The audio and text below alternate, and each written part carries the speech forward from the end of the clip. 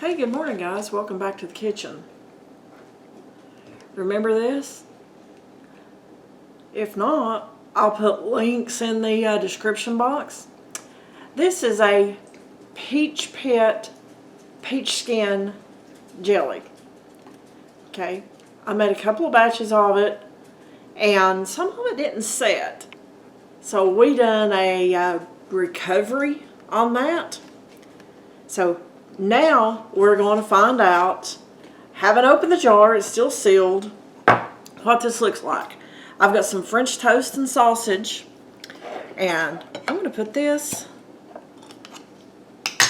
on the French toast. Oh hey, look. Looks like it's set.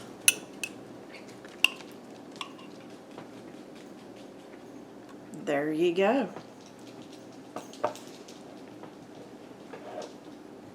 Cannot wait to give this another try. And it holds together on a fork. I'm so glad I found this recipe this year. It is so good. But folks, just because your jelly doesn't gel the first time around doesn't mean you have to throw it away. Doesn't mean that you have to use it as a pancake syrup or syrup for your French toast, but I was prepared just in case. But as you can see, it sets up nicely.